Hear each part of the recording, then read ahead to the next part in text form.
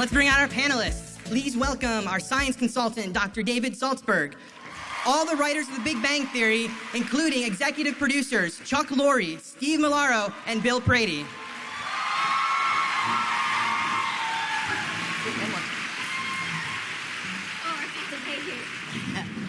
And please welcome our special guest moderator. You know him best as Dr. Rajesh Kuthrapali. Please welcome Kunal Nair.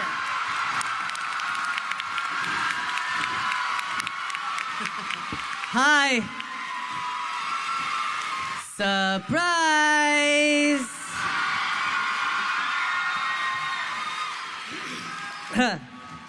How is everyone doing in San Diego? Welcome to Comic-Con. Welcome to Comic-Con. We are so excited to be here. We love our fans. Our show would be nothing without you, so thank you so much. Thank you so much for being here. This means the world to us. Thank you. So we're going to have a lot of fun today. I thought we'd start by me asking them some embarrassing questions, and then we'll open up some to the audience, and we'll see what happens, all right? All right, so let me take my jacket off. That's all that's coming off, relax. David Saltzberg, who is our science consultant, rock star, who makes sure that everything is correct and still gets 1,000 hateful emails a day from you were really nervous about the topic of Leonard and Sheldon's paper, correct? That's right. Can you tell us why? The writers asked me to come up with a discovery for Sheldon and Leonard, and it would have to be a significant discovery. So I thought about it quite a bit, and we came up with something related to superfluid vacuum theory and the space-time in the universe. And I added a little bit, which I thought was kind of cool, about surface tension, which had not really been used before. So I thought this was really pretty good. And I submitted it. And I get the scripts, each time a few more pages.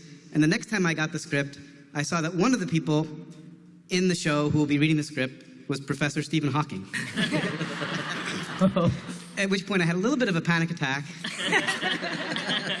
My fear was that he would look at the script and say, I'm sorry, I actually can't agree to be in the show. Which luckily didn't happen. On the upside, I was hoping he would think it's a brilliant idea and write a paper. I'm still waiting for that. Funny quick story about Stephen Hawking. When Stephen Hawking came on set for the first time, he came to watch a run-through, and Simon Helberg, Wolowitz, had to do the voice in the scene in front of Stephen Hawking. And all of us are doing the scene, but we're secretly looking at Stephen Hawking from the corner of our eye to see how he would respond. And he was smiling. He was loving it. He loved it. Should I tell them the time? I directed the first scene with Stephen Hawking and Sheldon, and there was no weirder moment in your life when you look at Professor Hawking and say, action.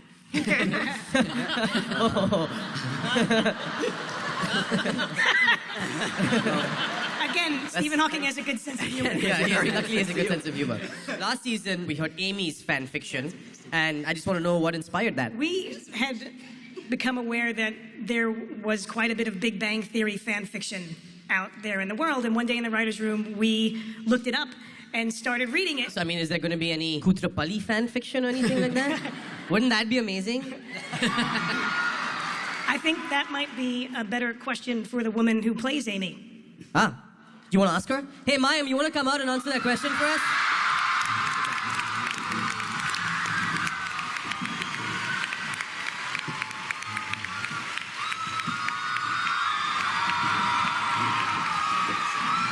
Mayim Bialik, ladies and gentlemen, surprise!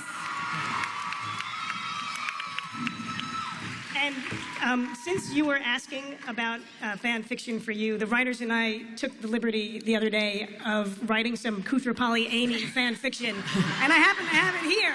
If you wouldn't mind giving this a read. Yeah, we can share the mic. Yeah, are we standing together and doing this? Stand together. Can you hear like this? Yes. Can you hear? You should say your lines into the mic because it's a big audience. Okay. Let me just warm up for 1 second. Amy looked at Kuthrapali, peering at the stars through his telescope. She had always thought of him as a friend, but now something was different. She'd spent her life studying the brain, but she had a feeling tonight this Swami of love was going to teach her about another organ.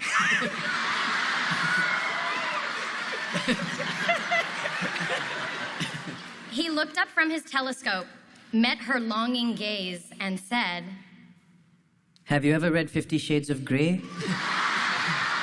I'm about to introduce you to 50 Shades of Brown.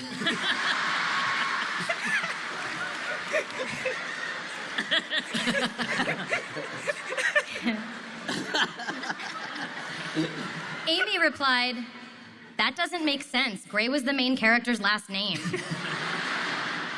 Koothrappali pulled her close and said, That kind of semantic nitpicking is going to get you a spanking.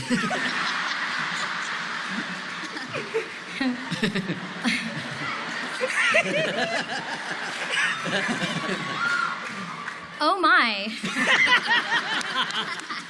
Then I should point out that semantic is the wrong word, you sexy beast from the third world. He whispered into her ear, Forget about Shamey.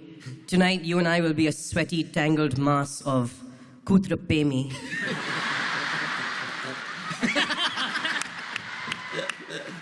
In that moment, Amy wondered what she had seen in Koothrappali. She knew who she needed to be with. The sexiest people of all, television sitcom writers.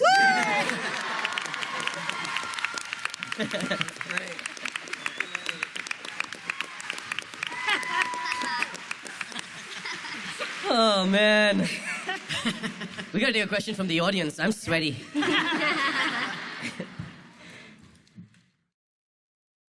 I don't know if we want to answer your question directly right now, but I can tell you that the answer will be in the premiere episode of season 9. It will?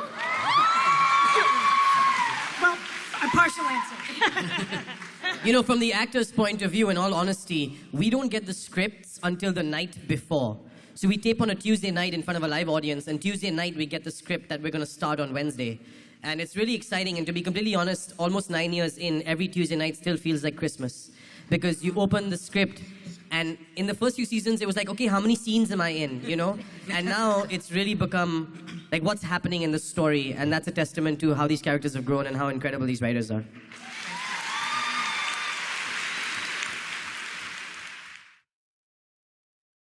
Sometimes lunch is late.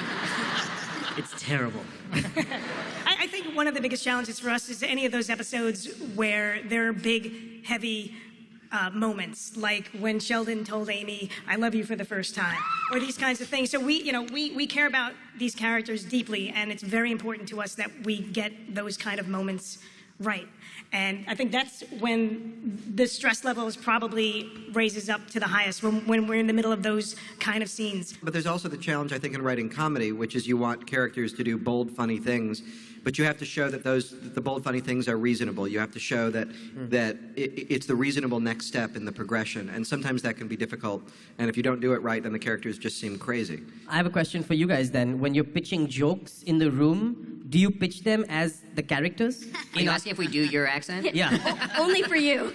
Really? You No, pitch- really only for you. I know Bill does, because Bill has a good No, Indian everyone accent. does. So you pitch the jokes in the accent. Of course, that's how you would know how they would sound. Thank you, Arnold Schwarzenegger.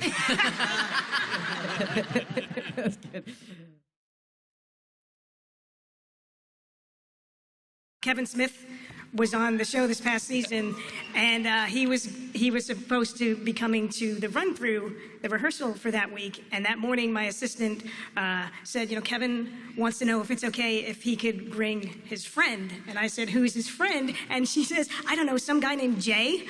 And I ran down the hall saying, oh my God, Silent Bob is bringing Jay today. So it was you either knew what that meant and you lost your mind, or you didn't care. But I know you were very excited. I lost my mind. I remember when Billy Bob was on, and we were all, we were in the scene with him the first day of rehearsal, and we're like nervously doing the scene, and he's also nervously doing the scene, and then he stops in the middle of the scene, he looks at us and he says, I can't believe I'm here, because his mother loves the show so much and got him hooked on the show that he was watching it, and he was doing a scene with me and Simon, and it's like, and he couldn't believe that it was real, and we couldn't believe that he was real. That was fun. That was a fun moment for us. Billy Bob Thornton was one of the nicest people that we ever met, and he came and he worked very hard. And then after the show, when we tape on Tuesday nights, there's pizza and beer backstage, and people sort of hang out, and if people have brought friends, and they meet people and stuff like that. And Billy Bob stayed until he kind of closed the place. They're sort of, turning the lights on and playing closing time. And We also had Nathan Fillion on. Oh, yeah. He's dreamy. I had met Nathan Fillion previously at a Golden Globes party, and it was like pretty deep into the party, and I was feeling super brave. I was like, hey, Nathan Fillion, Firefly was a good show. And someday I'm gonna make $1 million and buy it and make both our dreams come true.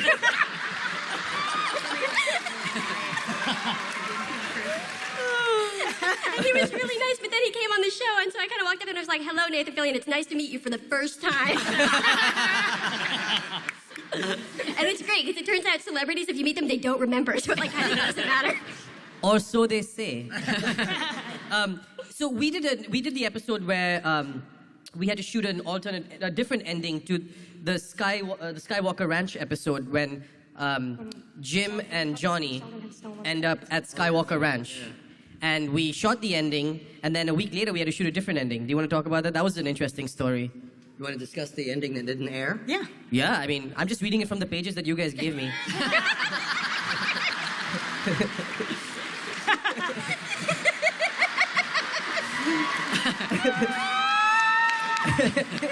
Sorry. If you don't see me next season, you'll know why.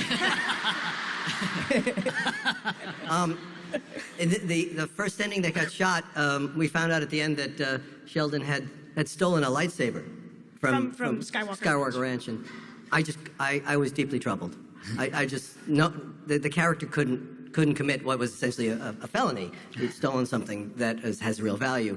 So we came back a week later, and I don't even remember what the other ending was. But no, Sheldon was never going to become a felon. As long as I'm engaged in the show, that character can't possibly commit a crime like that. So that was, I think, how the second ending came about. What was the second ending now? Do you remember? His sense of smell was still burned off from being tased, and Leonard, I think, was having him sniff magic markers to see if it was coming back yet. So I have a question. So when Sheldon stole the print of Indiana Jones from the movie theater and ran down the street, is that not a crime? We have to go rewrite that one again, too. Mayim, I have to ask you a personal question that's on everyone's mind. How is it to kiss Jim Parsons on The Big Bang Theory?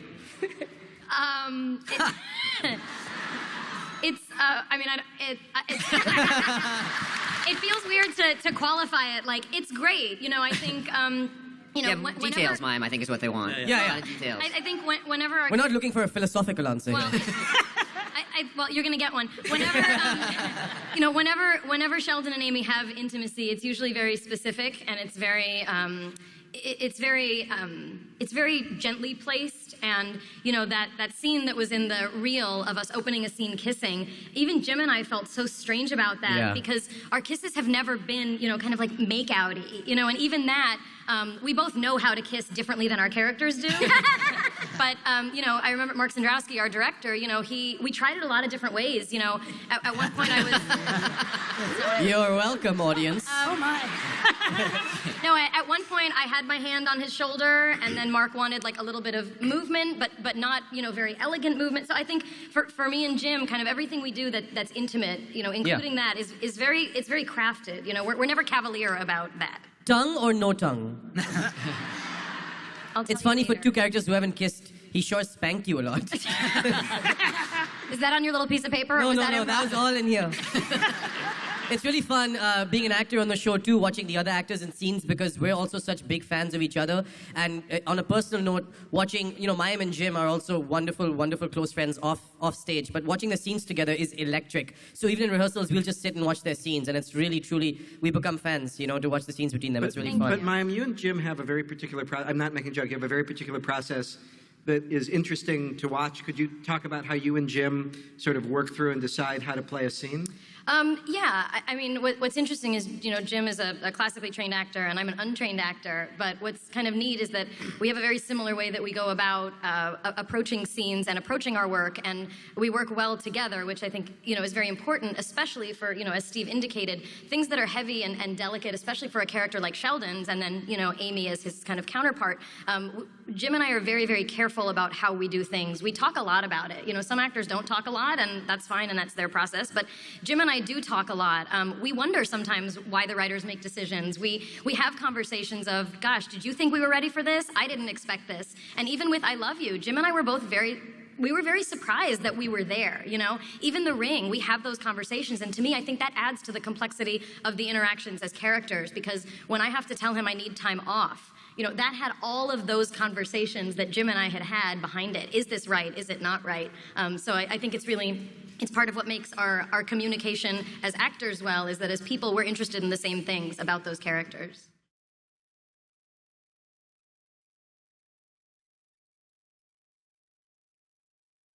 When we started, we never considered the characters nerds. Honest to goodness, we really didn't. We thought they were extraordinary. They were extraordinary characters, brilliant. We talked about them as being brilliant minds without the paranoid schizophrenia. One of the things that I remember very much being around people like this and being a person like this is the celebration of difference and the acknowledgement of difference and the celebration of it. And we talked about that these characters celebrate who they are. I get asked this kind of thing, a lot, and I feel like much as, there is this sort of notion of like geek chic and, that maybe our show has had some part in showing that, I think what our show demonstrates is that all kinds of people can have full lives and relationships and friends, and we don't need to pathologize everyone. That's not what we do. But I think what our show also shows is that it still can be lonely to be different. And some of my most favorite moments are when I see the writers have Sheldon have that experience. So, when people ask me like, oh, you guys make, nerds cool, it's still really hard to be different, and especially for young people, if you have interests that are not aligned with popular culture, it's still lonely, and I love when Sheldon expresses that he doesn't understand some interactions, and it's painful to him, and I think that's kind of, the beauty of what our writers do. They show all sides of that.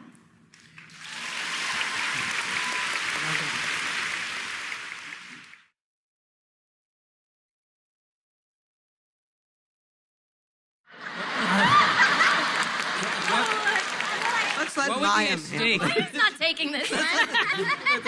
Why would E.T. and Jesus fight? Wouldn't they be on the same page? Superman is vulnerable to magic. Wouldn't godly powers be technically under magic? We'll get back to you. And historically, when Thor fought Jesus, he lost. He lost. Northern Europe converted to Christianity.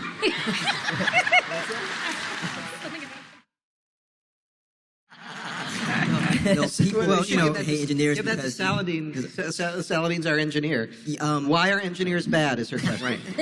He hates what he doesn't understand. I thought that's because Sheldon likes science. It's on. Oh, I have a question. We did something very cool. It's not even a question. I just think it'd be fun to bring up that we did something very cool with UCLA. Chuck, if you want to talk about that for a few minutes, that would be nice. Oh, yeah, we started this scholarship for kids going into STEM educational paths at UCLA. STEM is science, technology, engineering, and math. And this started a couple of years ago, actually, when we noticed that there was a trend in the United States and in England where kids were pursuing the hard sciences, and one of the reasons they were doing that was they were watching the show. And that was stunning. When this started at my kitchen table 10 years ago, we never imagined that people might make life choices based on what we were doing. And so it seemed like a natural progression to maybe we can help. So I think we have a little over $4 million in a fund, and this fall at UCLA there'll be 20 Big Bang Theory scholars starting UCLA, and we get to hang out with them and stuff, and I think if we do it right, it'll go on. It should go on in perpetuity, so we can keep doing this.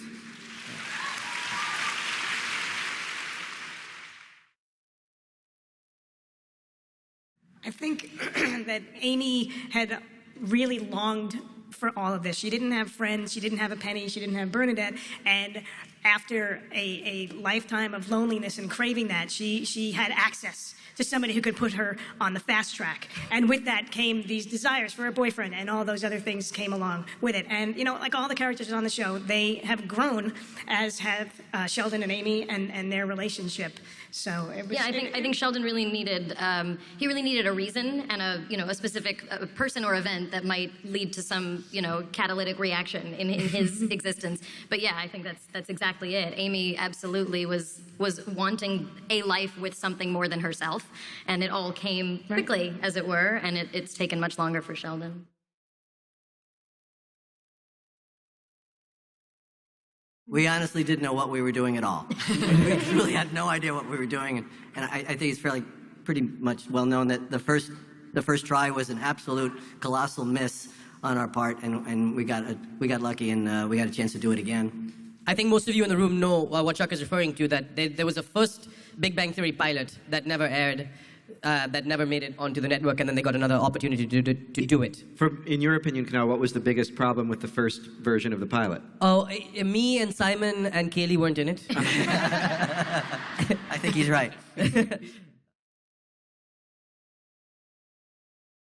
This is a wonderful invention by a man named Sam Cass, who was a computer programmer, and he had put it online. In the first episode where it was used, the reference to Sam was cut, and we made sure when we referenced it again that the characters said "All hail Sam Cass." Yes. to acknowledge this wonderful gift of a thing that we found on the internet, and Jim learned it. Yeah, Jim I was learned in it that very scene fast. with Yeah. Jim. I was in that scene with Jim. But that's probably did not more than 4 takes. Probably. Yeah. I mean, Jim's a genius. He really is a genius. Jim is really good at memorizing things like that in some kind of strange supernatural superpower way.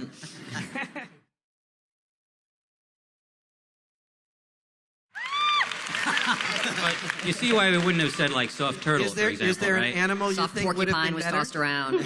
End with that song, huh? Soft porcupine. Oh yeah. Yeah. You guys want to sing "Soft Kitty"? I don't know the words, so please take it away. Soft kitty, warm kitty, little ball of fur. Happy kitty, sleepy kitty, purr, purr, purr. We love you guys so much. We love you so much. Thank you. Thank you so much for being here. Have a wonderful weekend. Be safe. Love you.